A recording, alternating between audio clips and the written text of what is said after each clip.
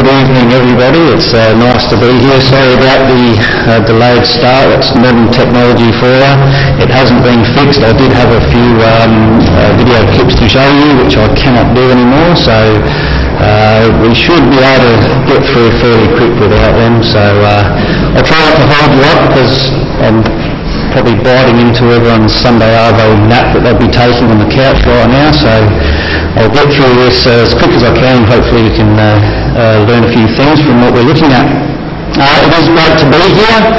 Although I'm a visiting speaker, I sort of feel at home here, because as many of you know, I was brought up here in Golden Grove Ecclesia, and I was one of those quiet teenagers that didn't really rock the boat and never did anything wrong, and so anyway, it was great to be here, and thank you very much for lunch. It was a great lunch. I didn't realise Golden Grove were harbouring so many master chefs, so I'm sure they're all fed up, and I'll get stuck into this lecture so I don't go too much past 3 o'clock.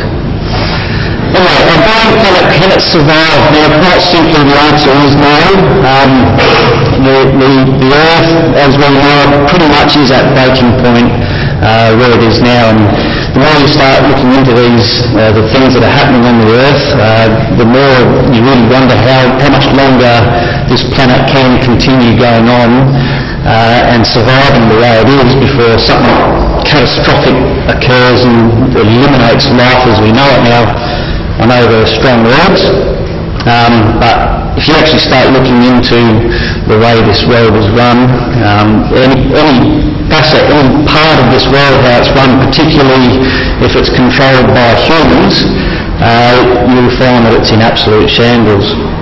So basically today I just want to have a look at a few issues that are going on in the world, and we'll have a few questions, so if people can answer any questions that I give them, that would be great. So, basically, the world literally is hanging on by the tips of its fingers, as it were, and it's on the brink of destruction. And just like to most people, there's not a solution. There's no one or nothing on this earth that can solve the problems that this world has got itself into. However, it's not all doom and gloom.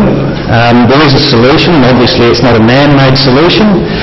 It is God's solution, and what an exciting solution He has in store for us. And the other exciting bit is that we can be a part of it, so we want to look at that as well a little bit later on. So we're going to look at the good, the bad and the ugly side of this world. We'll start with the bad and the ugly, and basically we'll have a look at what the Bible says as well, and see that what God predicted is going to happen in the earth will happen, and things that we expect to happen before Christ's return. So what is it that is wrong with this world? I mean, can certainly show some really nice aspects of this world that we live in. Especially here in Australia, I think we're fairly sheltered. We live in a peaceful country. We don't have a problem finding food. Those that are hungry after this talk, that Macca's down the road that you can pull in and have food within minutes. We've all got a roof over our head. We don't have to worry about that. Most of us have got jobs, and if you don't have a job, you've got a government that will pay you until you do get a job. So we are fairly lucky here in Australia. So I guess the question I'm asking is, what are some of the things that are wrong with this world? And you can throw things out at me. Tell me what's wrong with this world right now. Technology? Yes. Technology. What's wrong? I'll throw one out. Divorce rate. Pollution. Lots of kids out. Yes. Poverty. Corruption. Man's greed. Greed. I'll put a few ideas up there for you. Is that clear? Facebook's a problem. Well, interesting you mentioned that. I see my sisters will be looking at what I'm going to say here because I do have a Facebook page. However, that's basically talking about the social standards of our life today, and although I think Facebook can be a great tool to keep in contact with family and friends and everything like that, it's like the younger people cannot communicate with each other without having to do it through a post and tell all their friends about it. And I saw a funny picture the other day in the paper. There was a guy young kid sitting on his computer, and he was just making the comment that I love my computer because all my friends live inside of it. So, there's definitely goods and bads with the likes of Facebook, but we've got war, violence, crime, earthquake, divorce rates. In the year 2013, Australia granted 49,917 divorces. Alright, so that works out to 136.7 divorces per day. Alright, that's incredible. I don't know what the 0.7 is, but maybe that's short people being divorced. So it's an incredible amount of divorces that are happening. I've put Ronald McDonald up there because there's obesity. It's a worldwide epidemic that's basically doubled since 1980. And death-related occurrences to obesity have also risen proportionally, and leading cause of deaths worldwide now is heart attacks and strokes. Homeless people, big problem worldwide. Here in Australia, there's about 105,000 people that are homeless. And of course there's poverty. I've got a few things written down here about poverty. Basically, almost half the world live on less than $2.50 per day. If you have a look how much, if you don't have a job, how much the government pay you, it's much more than that. And I'm pretty sure that most of us wouldn't bother getting out of bed for $2.50 a day. Less than 1% of the world, less than 1% of what the world spends on weapons every year. If that was to get put towards education, it would put every child in the world into school for the next 10 years. And that's 1% of what they spend on weapons. 1.8 billion people who have access to water within 1 kilometre of their house consume about 20 litres of water per day. Alright, we're talking about third world countries here where they have to walk a minimum of 1 kilometre to get water. Alright, their average use is 20 litres per day. The average person in the modern Western countries use more than 50 litres of water a day just flushing their toilets. Alright, and on average they use about 150 litres per day. There's 1.6 billion people in the world that live without electricity. I'd like to see if any of us could do that, maybe for a week. I think our throats were cut, I think. According to UNICEF, 22,000 children die every single day because of poverty. So it certainly is a major problem, poverty is. So anyway, I want to look at a few more things. First of all, it says there, Genesis 1 verse 11, and God said, let the land produce vegetation, seed-bearing plants and trees on the land that bear fruit and seed in it according to their various kind, and it was so. Now, you can't imagine what creation would have looked like when God created the world. It would have been absolutely beautiful. And just want to basically have a quick talk about trees. Now, why would I want to talk? What's so important about trees? What do trees produce? Oxygen. Yes, so they are pretty important because we need oxygen to survive. Now what's probably the most well-known tree here in South Australia?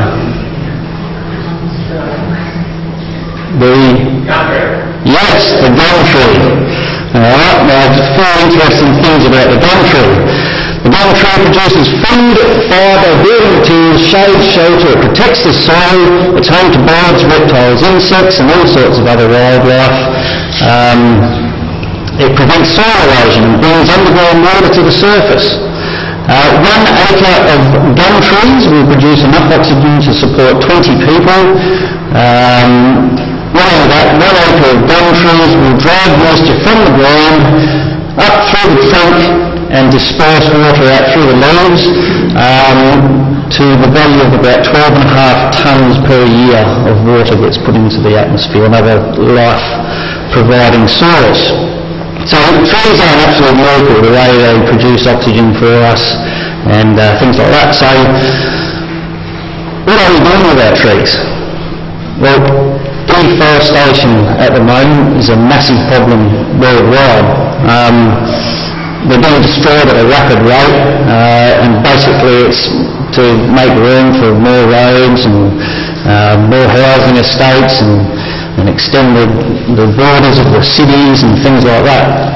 And unfortunately, the world cannot sustain the sort of greed and growth that man's trying to do. So trees are being cut down at a rate of 15 square kilometres every hour. And since the 1950s, the world has lost over half its trees. And so what you say, that means that we will be out of trees in about 60 years' time, which means we're going to die within 60 years. So it's an exciting thing to look forward to. Obviously, people are cottoning on to this and they're trying to plant trees at the same time they cut them down, but unfortunately it's not weighing up to be equal. So, it's a big problem. And another problem that someone mentioned that is closely related, and that is pollution. Pollution is a major problem.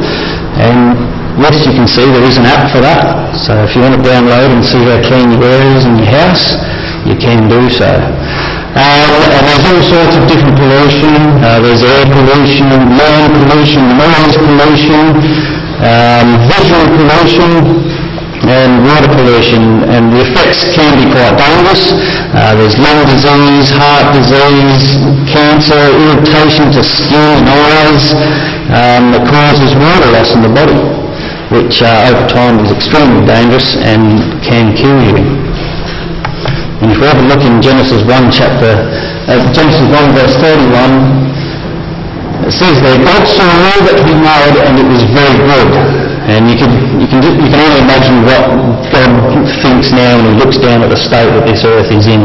What it has become, it's certainly a vastly different world than what it would have been when God created it. And it's only basically because of mismanagement of humans. So next issue I'd like to look at is earthquakes. I was looking at magnitudes. There's a list of what each magnitude means and all that, and I've put up a little, if anyone decides that they want to be in an earthquake, that's the safest way to get through it. Alright, drop cover and hold on. Apparently your dining room table is the safest place to be in an earthquake, so just remember that. Now, has Adelaide actually had an earthquake, a major earthquake? Does anyone know? 1954. I certainly wasn't around then. Was it a big one? Yeah? That was huge, was it, Mose? Okay, I remember feeling an earthquake in Adelaide a few years ago. I'm guessing for more than that it would have been a number 3, a slight tremor felt by people indoors, similar to a large truck driving past. And that's about the only one I've ever felt. And that was quite interesting, but you can only imagine what the magnitude of having up to 7 or 8 would be. Now, some interesting things about earthquakes. Has there been an increase in them? 2002 there were 1,500 earthquakes, and these are earthquakes over the magnitude of 5 that we're talking about, because if you look at the whole range, there's actually thousands and thousands of them. 2002 there were 1,500. 2009 there were 2,270. 2013, last year, there were 2,494. So what about 2014? There's an interesting map right here that basically shows all the hotspots that 2014 have had as far as earthquakes go.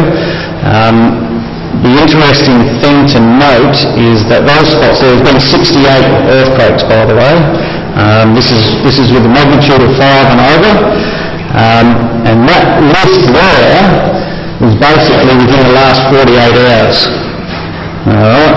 And at that rate, if it keeps going on like that, we'll be basically looking at over 12,000 earthquakes this year. Alright? So, you know, it is a major, not a problem I guess you'd say, but it is a major problem, but we can certainly see an increase in earthquakes. And if you just come over to Matthew 24 verse 7, can I get someone to read that out? Whoever gets there first.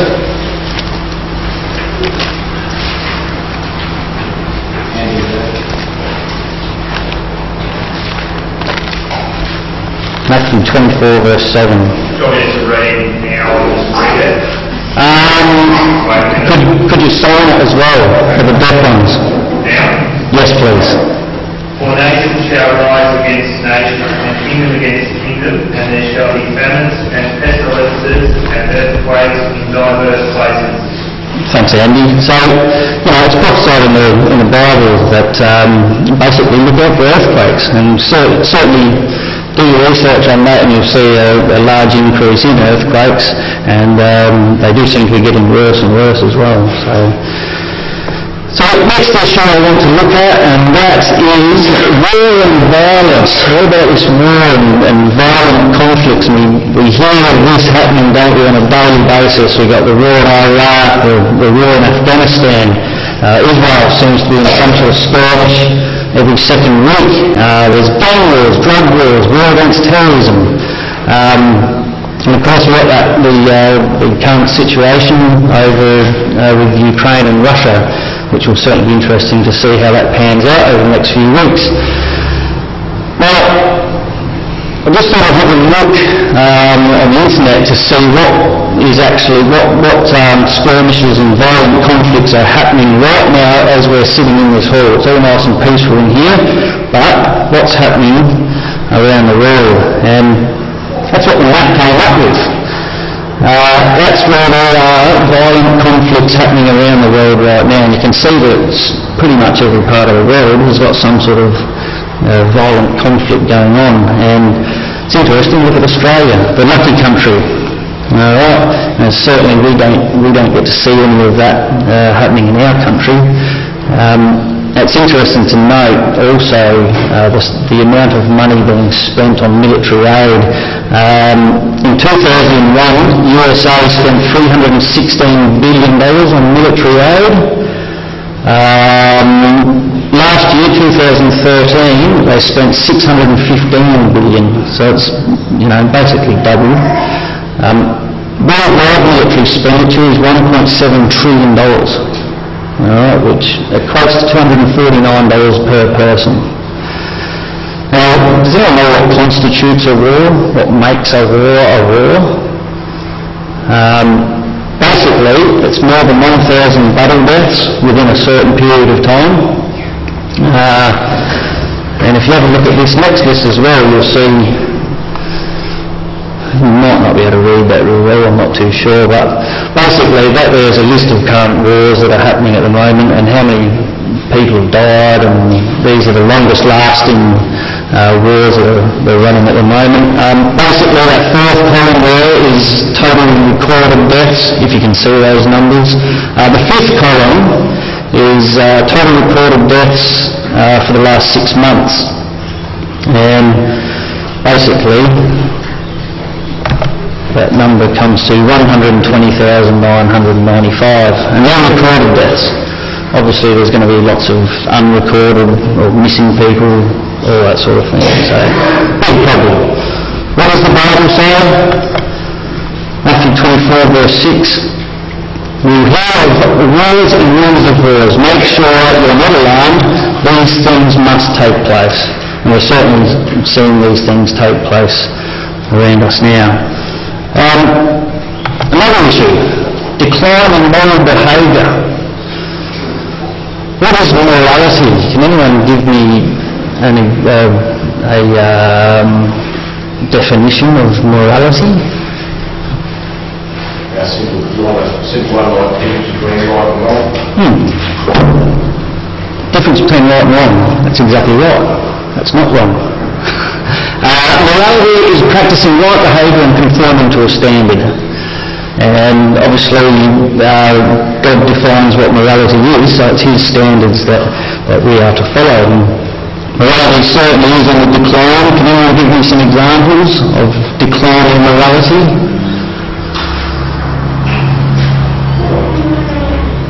No, it's all good. Celebrities. Celebrities? In what way? Yep. That's it? Oh, that's not too bad, is it? I'll give you some. How about an increase in bad language, especially with young people? Lack of parenting and supervision given to teenagers. No respect for the elderly anymore. The number of families who believe that TV is more important than communication. How many families sit and watch TV while they're having tea? The increase of teenage violence, that's certainly skyrocketed. Drugs and alcohol, big problem worldwide. But what sort of things have caused it to happen? Why has it declined? What sort of issues has made this happen? Anyone got any ideas on that? Breakdown of society. Breakdown of society? What's breaking it down? Godlessness. Yes. There's many things. TV, internet, billboards, magazines, things that are quite freely put into the faces of young people that, things that they shouldn't be seeing or reading about is much more easy to obtain now. Government handouts probably don't help. Young people don't want to get a job now because the government pay them. Parents, bad parenting. It says in 2 Timothy 3 verse 1 to 4, there will be terrible times in the last days. People will be lovers of themselves, lovers of money, boastful, proud, abusive, disobedient to their parents, ungrateful, unholy, without love, unforgiving, slanderous, without self-control, brutal, not lovers of the good, treacherous, rash, conceited, lovers of pleasure, rather than lovers of God. And what we're seeing right here is it was prophesied in the Bible that it was to happen. So we expected this sort of thing to happen. Well, it says there that there will be terrible times in the last days. The last days of what? Well, it's obviously, as Bible students, we know that to be, this is the sort of world we expect to live in before the return of Jesus Christ. So another thing I look at, and this will be the last issue that we look at, and that's our financial system. Now, the financial system is certainly an interesting thing to look at. We've all heard of the global financial crisis. We hear words thrown around like credit default, derivatives, hedge funds, recession, policy easing, debt ceiling, fiscal cliff, the financial crisis. But does anyone really know what it's all about? Has it really affected anyone? Well, basically did an internet search to find out whether I could make it easy for people to understand, and found this great little spreadsheet, a flow chart that you can actually follow, and it just makes it so much more simpler to just see how the financial system works. So I can keep that on there if people want to quickly take that down for notes, and you'll understand it all perfectly. But look, it doesn't make too much sense to me when you start reading articles. It's so complicated and things like that. So I did find one that does make it a little bit easier, which hopefully we can understand it. So it's basically talking about the American debt. Alright. And this is actually old because this one was written when their debt level was at $14 trillion. I think it's up to 17. Is that about right? Does anyone know? 17 or 18 trillion? Somewhere around there. Anyway, here's how it goes. So the USA tax revenue is 2.1 trillion. Is that trillion? Yes. The federal budget, 3.8 trillion, which means they're putting a new debt on every year of 1.6 trillion. National debt then was 14 trillion, and recent budget cuts when this was written was $38.5 billion. Alright. So, to make it a little bit easier to understand, we're going to take a heap of zeros off and turn it into a household budget. Okay, so this is how the household budget works out. Annual family income of $21,700. Money the family spent, $38,200. So they're putting a new debt on the credit card of $16,500. They've already got an outstanding balance of $142,710. And their budget cut so far of $38.50. Alright, so that's if we break it down and look at it that way. So certainly, budget cuts of $38.50 isn't really going to make too much of a dent in the debt, and I believe it's much worse now anyway. There's another way of looking at it. You come home from work and you find that there's been a block in the sewer neighbourhood, and you come home and your house is full of sewage up to the roof.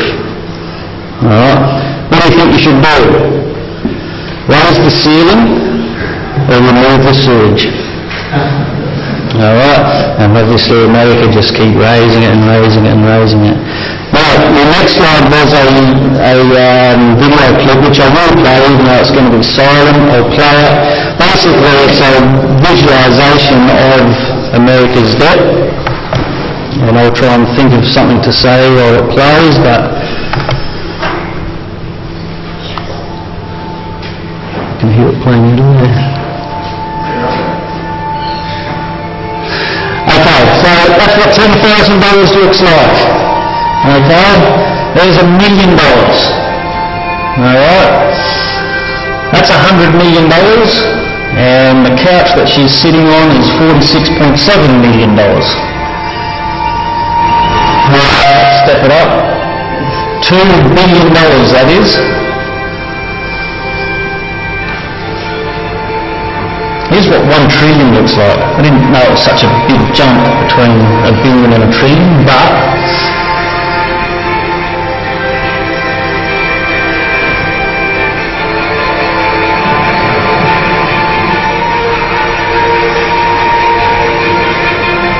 there's $1 trillion. And that's incredible.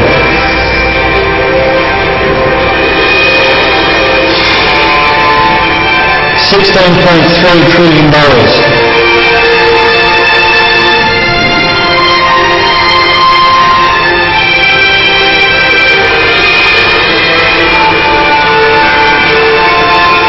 And you've got the crane there that just keeps craning it on. They just keep getting more and more and more to get into it.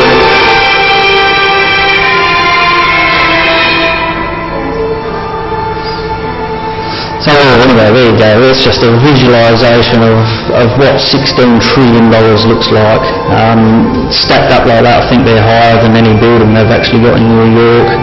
So it's a pretty scary thought, and obviously there's no way that amount of money could ever be paid back. It's just not possible.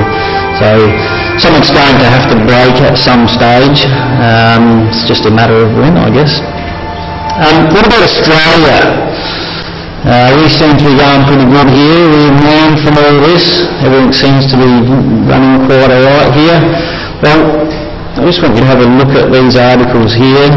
I don't normally like slides with heaps of writing on it, but I'll read it out to you anyway because I found it quite interesting.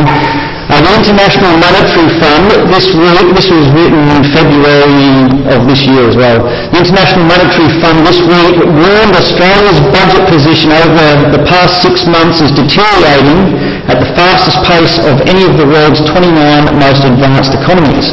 Australia will need massive budget savings of about $90 billion if it is to stabilise its government debt by 2030. Treasurer Joel Hockey this week told a Washington audience, but I think there's a good understanding in Australia that the current settings we have in place are unsustainable, and Australians know that. Achieving long-run fiscal sustainability will require winding back some of the spending that our population has come to take for granted. Everything is now in the firing line, including increasing the pension age to 70, breaking election promises by slashing funding, and yes, closing down many of the lucrative property lots costing taxpayers billions and billions of dollars. It also goes on to say China's appetite for Sydney and Melbourne real estate has caused house prices to surge in Australia at the fastest pace since records started 18 years ago. Sydney house prices have increased at an unsustainable 15% per year, followed by Melbourne. Both Sydney and Melbourne left the rest of the country for dead. The AFR warned Australia now has overtaken Canada as the most stretched housing market among English-speaking countries. With such a large bubble at hand, both the Australian government and the Reserve Bank are now sitting on their hands like stunned mullets, neither wanting to be blamed for doing something that will tip an increasingly unstable system, plunging Australia into a significant recession. Both would rather let surging unemployment or a China hard landing to do the unpopular dirty work for them. Canada is one of the 3 countries in the world with negative gearing, and until recently held the record for the largest housing bubble in English-speaking countries, dethroned now by Australia. So, you know, Australia's not immune from this financial problem either. It's coming here, it's already here. It's just a matter of when it becomes apparent and how hard it will hit, and I'm sure it will hit fairly hard. So there's some pretty major issues that are going on in the world right now. I did have another great film clip to show you, but I won't be able to do that because the sound's not loud enough, so I'll skip that and go on to here. Man is ruling the earth. It's been prophesied that there is a time coming that if God doesn't step in and intervene in the state of this earth, will become, if it hasn't already, will become a place where you wouldn't really want to live anyway. Humans are on a self-destructing path with the way they're harming this earth, with pollution, deforestation, the destruction of marine life. There's food shortages worldwide, there's water shortages worldwide. The financial debacle that we've just seen, particularly from the USA, which is impossible to get out of, social decline amongst everybody basically. We've seen there's wars, there's violence, there's crime, divorce, all of those sort of things, and like I said, you look at any part of the running of this world that's controlled by a human, and it's shot to pieces. It's no good. And it's all because of one thing, and that's greed.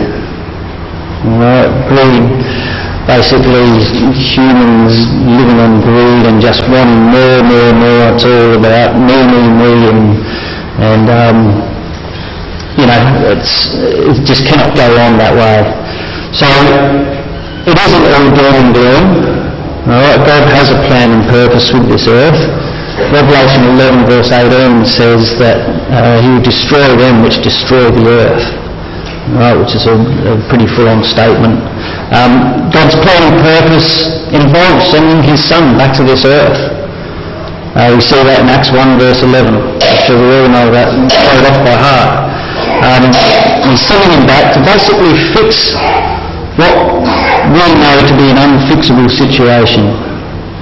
To transform this world into a place of beauty and peace, a world where any difficulty that we might be going through now will be done away with, and the exciting bit is that the Bible invites us to be a part of it. It says in Psalm 34 verse 8, "Taste and see that the Lord is good. Blessed is he that trusteth in him." And there are many other quotes to show God's plan and purpose with this earth. Numbers 14:21, "As truly as I live, all the earth shall be filled with the glory of the Lord." And there's many others that do speak about the amazing place that this earth will be transformed into when God does send his Son back. So, time is nearly up. There is no doubt that Jesus Christ is returning back to this earth. Our closing hymn says, "The days are quickly flying, and Christ will come again, where every conflict will be ended and every sorrow past. A cry will go up triumphant, because the Lord has come at last." I guess the question we need to ask is, will you be happy to see him? And will he be happy to see you? Thanks.